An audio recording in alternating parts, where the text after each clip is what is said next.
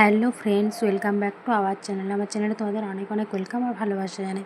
এই যে দেখছো এখন পুচকু ঘুমিয়ে গেছে, তো সেই জন্য আমি ভাবলাম যে তাড়াতাড়ি করে আর কি রান্নাটা করে দিই, মানে খুবই তাড়াতাড়ি। ও কখন যে উঠে যাবে কোনো ঠিক নেই। আর যেহেতু মানে ভেতরের রুমে ঘুমোচ্ছে আর আমি চলে এসেছি রান্নার রুমে, তো রান্নার রুম আর ভেতরের রুমের মধ্যে আমাদের মাঝখানে একটা উঠোন আছে। সেই জন্য মানে যদি ও উঠে যায় একবার করে দৌড়ে দৌড়ে দেখতেও যাচ্ছি, না যাওয়া নয়, আবার দেখে চলে আসছি, আবার রান্নাটা করছি। সেই জন্য একটু তাড়াতাড়ি করে নিচ্ছি আর কি, খুব একটু লেট করছি না।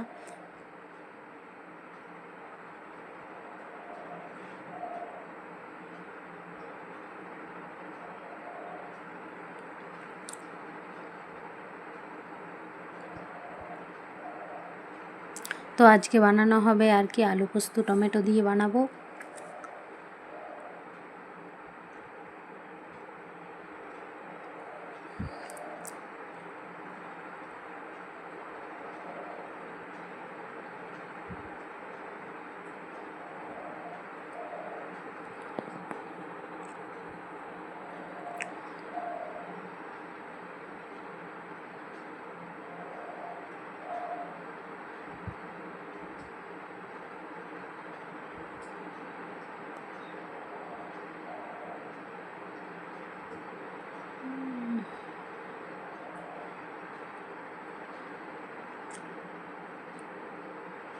অল্প একটুই বানাচ্ছি, বেশি খুব একটা বানাবো না, কেননা বেশি বানালে আবার থেকে গেলে ভালো লাগবে না খেতে। সেই জন্য কম করে বানাচ্ছি, যাতে দুপুরের সময় শেষ হয়ে যায় আর কি।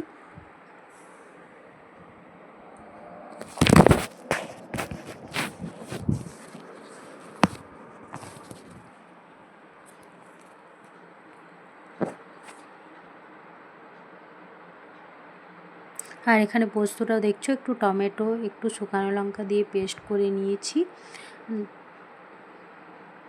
আর ওই সাইডে ভাতটাও বসিয়ে রেখে দিয়েছি, মানে ভাতটা 1 ফুট দিয়েছি, 1 ফুট দিয়েই অফ করে দিয়েছি আর কি। আর এখানে এই যে দেখছো নারকেল, তো নারকেলটা মানে বানাবো আজকে চিংড়ি মাছের মালাইকারি। অল্প একটু চিংড়ি মাছ নিয়ে এসেছে, তো যেহেতু বাড়িতে নারকেলও ছিল, সেই জন্য আমি ভাবলাম যে মালাইকারিটাই বানাই। তবে চিংড়ি মাছটা যে খুব বড় মালাইকারির জন্য পারফেক্ট সেটা নয়, ছোট, কিন্তু তবু খেতে ভালো লাগে। এর আগেও অনেকবার বানিয়েছি, খেতে দারুণ লাগে। সেই জন্য ছোট হোক বড় হোক কোনো অসুবিধা নেই আর কি, ওটাতেই বানাবো। খেতে ভালো লাগবে আমি সেটা তো জানি, কেননা এর আগেও বানিয়েছি অনেকবার।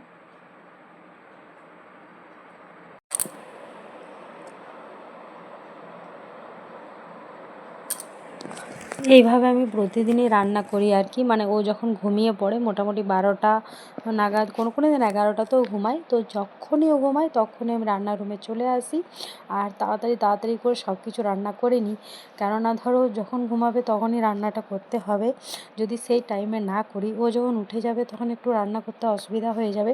তাছাড়া রান্নার রুমে ওকে নিয়ে এসে হয়তো মানে একটা চাটাই বিছিয়ে ওকে খেলনা দিয়ে দিলাম, খেলবে, তখন রান্না করব, সেটাও হবে। কিন্তু মানে কি রান্নার রুমে তো বুঝতেই পারছো অনেক ঝাঁঝ, অনেক মানে লঙ্কা টঙ্কা দেওয়া হয়, তো সেই জন্য আর কি, তারপর নিচে শুয়ে থাকবে, সেটা আমার ঠিক লাগে না।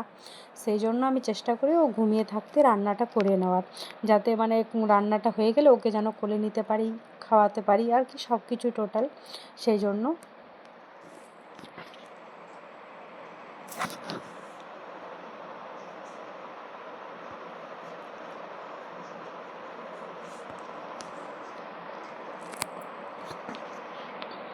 আর আজকে ওয়েদারটা বেশ ভালোই আছে, মানে আজকে সকাল থেকে খুব মেঘলা করেনি, রোদটা দিচ্ছে।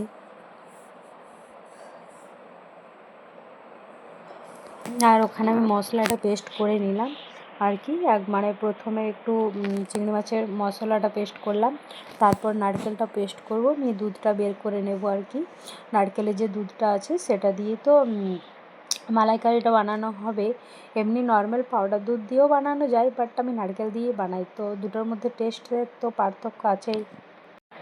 পার্থক্য আছেই। সেই জন্য চিংড়ি মাছগুলো প্রথমে নুন হলুদ দিয়ে একটু ভেজে উঠিয়ে রাখলাম, তারপরে আদা রসুন লঙ্কা একটু গরম মশলাও দেবো, তারপর জিরে গুঁড়ো ধনে গুঁড়ো সব কিছু দিয়ে একটা মশলা পেস্ট করে পেঁয়াজ টমেটো দিয়ে পেস্ট করে এরপর নুন আর হলুদটা দিয়ে দিচ্ছি। ভালোভাবে এই মশলাটাকে কষে নেব, কষে নারকেলের দুধটা বের করে ওটা দিয়ে ভালোভাবে ফুটিয়ে তারপর লাস্টে চিংড়ি মাছগুলো দিয়ে একটু ভালোভাবে ফুটিয়ে আর নামিয়ে দেবো, ব্যাস আর কিছু করব না। একটু কাশ্মীরি লঙ্কাও দিচ্ছি যাতে মানে কালারটা ভালো আসে, কালার যত ভালো আসবে মানে খেতেও তত ভালো লাগে আর কি। ব্যাস মানে একটু কালার তো দিতেই হবে।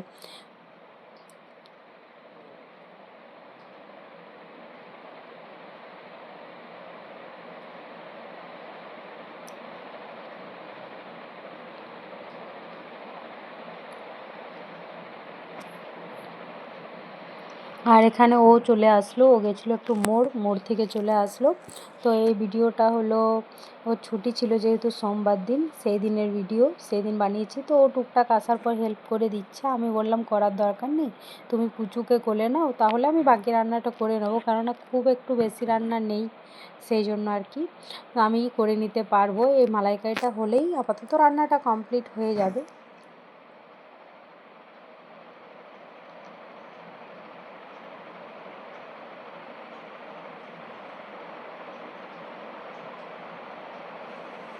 আর এই যে দেখছো মশলার ভান্ডার আমার, তো এই কৌটোটার মধ্যে সব রকমের মশলার প্যাকেটগুলো আমি ভরে রাখি আর কি, মানে যতগুলো টুকটাক খুচরা আনানো হয় সেগুলোই এখানে ভরে রাখি।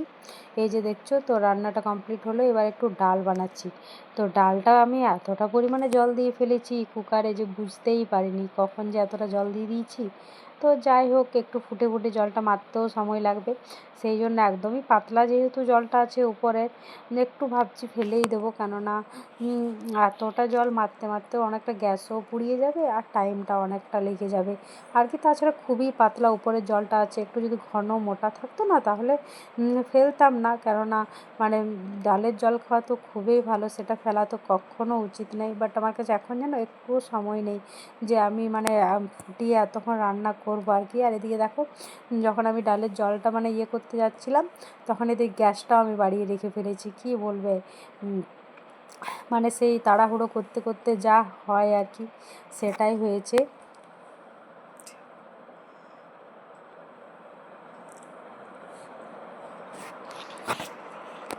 আর এই যে দেখছো সবজিগুলো নিয়ে আসলো, তো নিয়ে এসেছে এইগুলো কুঁদরি আছে, পটল আছে, তারপর টমেটো আছে, কাঁচা লঙ্কা আছে, ওইদিকে একটা লাউ নিয়ে এসেছে। আর এখানে আনতে বলেছিলাম মৌরি সুজি আর চিড়া, আর একটা সার্ফ এক্সেলের প্যাকেট নিয়ে এসেছে, কেননা সার্ফ এক্সেলটা শেষ হয়েছিল আর কি, সেই জন্য। আর এখানে পেঁয়াজটাও আনা করালাম, পেঁয়াজটাও শেষ হয়েছিল। আর এই যে দেখছো মালাইকারি রেডি। তো বুনো চিংড়ির মালাইকারি খেতে ভালোই লাগে, খুবই ভালো লাগে। আর এখানে পোস্তটাও রেডি, এদিকে ডালটাও প্রায় মানে কমপ্লিট হয়ে গেছে, বন্ধ করে দেবো আর কি। ভাতটাও এখানে কমপ্লিট। তো আজকে রান্না আপাতত এখানে কমপ্লিট করলাম, এবার পুচকুর কাছে দৌড়ে যাব।